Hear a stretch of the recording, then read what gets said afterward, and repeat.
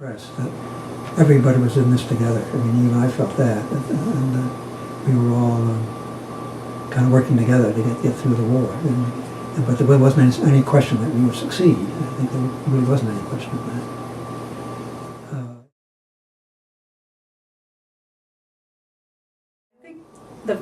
The first thing that brought it to my mind was the fact that one of my high school classmates was an English girl who had been sent over to spend the war years, probably with relatives, maybe with friends, I don't know.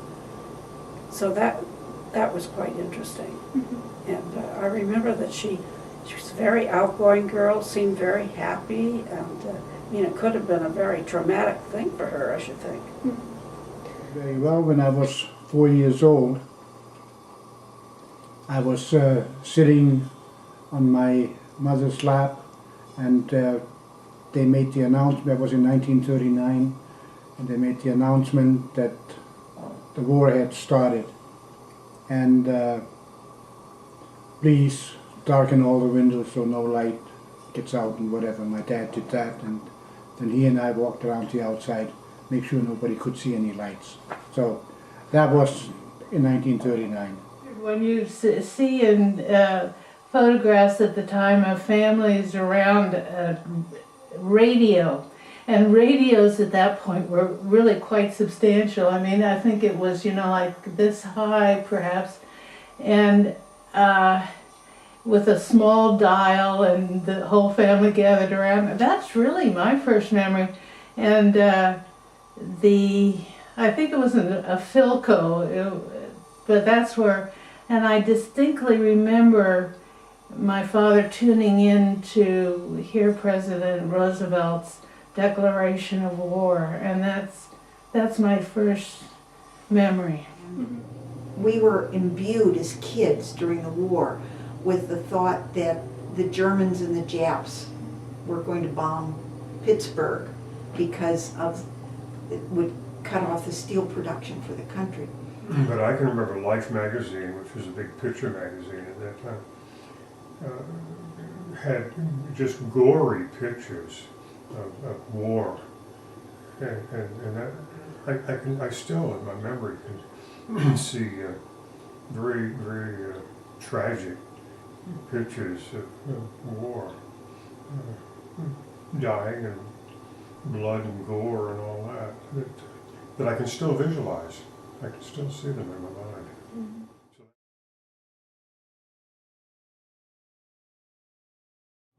We didn't have a car. This was in 1941. My mom had just had a baby. My dad, it was a Sunday, and my dad always took my sister and I to Sunday school on Sunday, and Mother would stay home with my brother.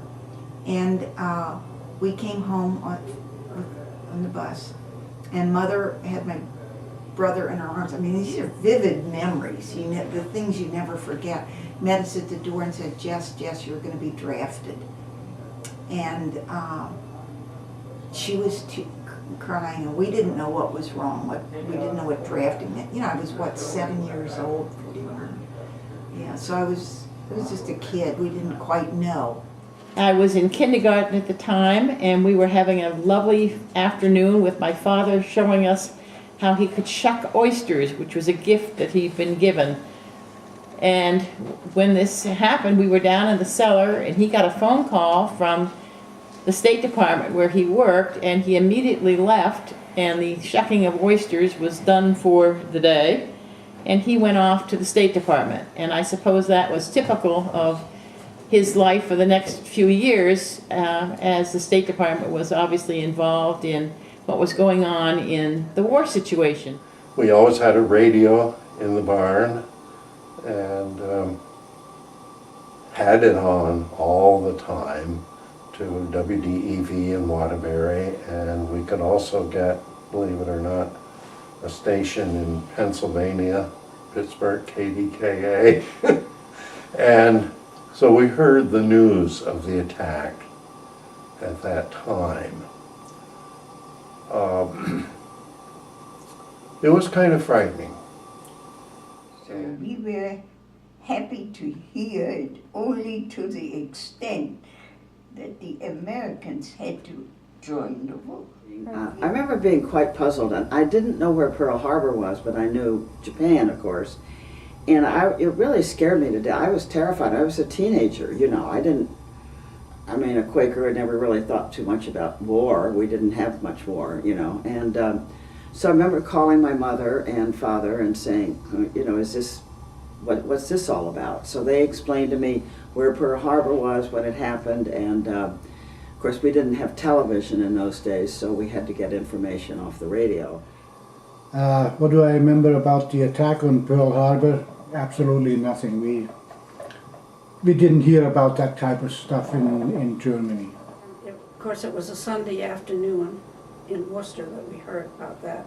And Sunday nights, I always went to church for youth fellowship. And the thing that struck me was that none of us had ever really heard of a place called Pearl Harbor before.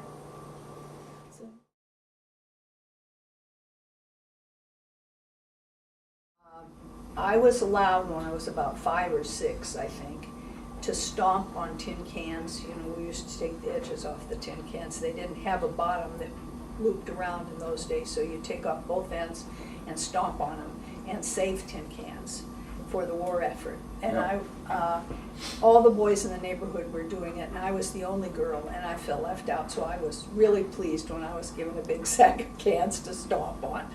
And I felt like I was doing something. But we had three kinds of drills. One of them was duck and cover, and you got under your desk. And then we had another one where you went into the coat room and sat facing the wall and put your coat over your head and tried not to laugh because I think everyone was nervous and we were all giggly anyway.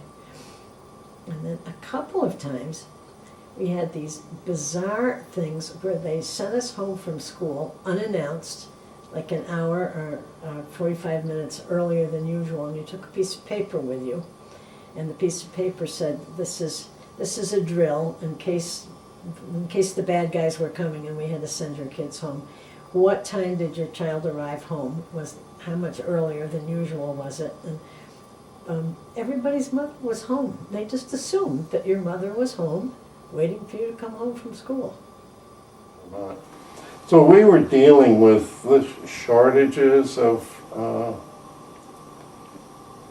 oil, of food, of clothing, of transportation, and everything like that. And Vermont was no different. Living on a dairy farm was different because we had access to food, meat in particularly, and gardens that other people in other parts of the country may not have had. Let's say in France, where big swaths of the countryside were being overrun by the Germans, and the soldier would write back to his wife or girlfriend about what was happening, it would just be blacked out, so everybody's mail was read. You know, and there was a lot of secrecy, so there are a lot that we never heard about. There was a siren. I guess each town had a siren, and when that sort of wailed, we knew we had to turn out all the lights, and some people had dark curtains covering their windows. I belonged to the Girl Scouts, so they had a Red Cross course that you took, you know, how to save people and how to bandage them and everything, in case they ever thought the war would come to Missouri.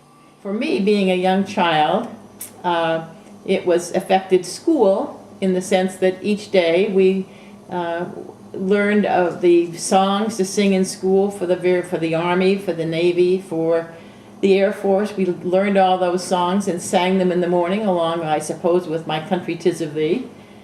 We had blackout shades in our house. My father was an air raid warden.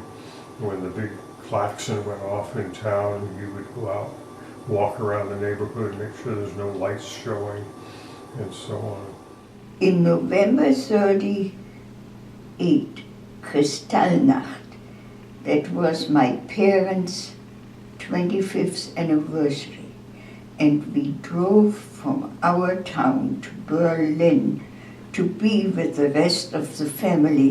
And that night they burned all the synagogues, plundered all the Jewish stores, did what damage they could, and we went home when they came to collect my father. There was nobody in the house. And for about 3 weeks we lived in different basements, hiding from the Nazis. It was a nasty time. Looking back on it, it was never, even after Pearl Harbor and all, the whole war, I never felt personally threatened by it at all. It was kind of an adventure rather than any threat.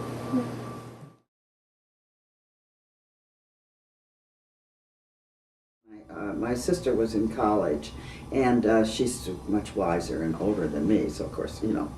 So I remember that day, and I had, you know, I said, Jerry, what's going on? And she said, don't you know about the atomic bomb? I said, well, not really. She said, well, let me explain the world to you, Natalie. Let's get out of your little world and into the real world. So I remember her sitting down and talking to me about it and what had happened, and so opened my eyes a lot to the outside world, what was happening, and it was all pretty frightening. But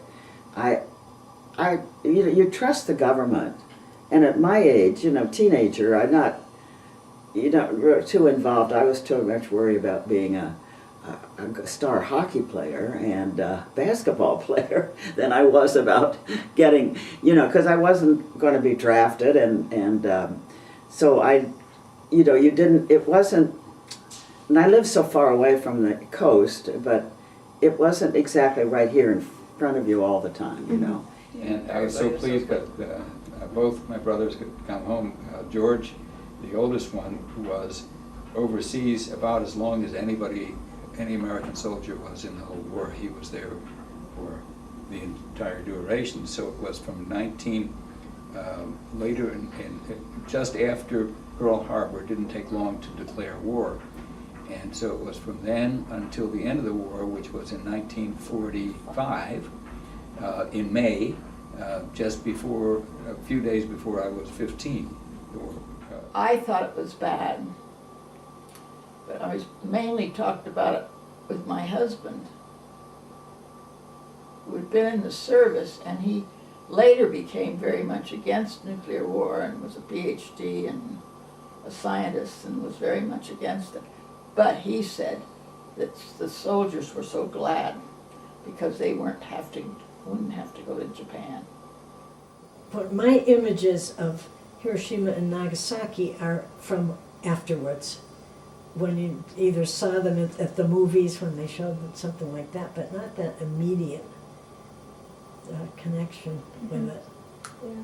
But I do remember the time when the bells just rang and rang and rang, and that always stuck in my, and it was the church bells, and it was August, so I presume that was after the bombing and the war was finally over. And I remember my reaction. We got up in the morning, and my friend and I picked up the morning papers on the front porch and saw the big headlines. And my reaction was they finally did it. And I kind of expected, so I wasn't terribly surprised that they finally went ahead and did it. And I didn't feel any great remorse that they killed all those people. I thought they had done it. It was a hard thing to wrestle with the idea that, thank God the war is over, but would our country really do something that was so destructive in one foul blow? Actually, the trials were, well, they were in that courthouse and stuff, and the thing was locked off by a wrought iron fence, about a 4-foot high stone wall and then wrought iron fence over the top. And we as kids would take a bus and a streetcar to go down there and climb up on the wall and watch the prisoners being marched up and down in there. I saw that. Mm-hmm.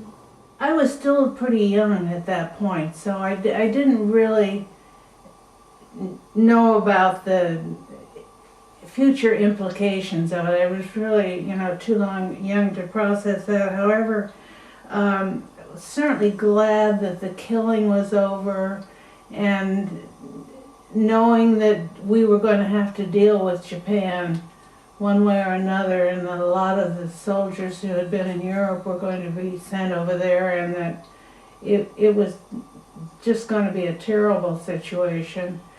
And also the media, I mean, we hated Japan at that point. They were certainly, there had been war crimes, things like the Bataan March. There was no sympathy, really. So I'd have to say that my reaction as a child was, oh good, that the killing was going to be over. Mm-hmm.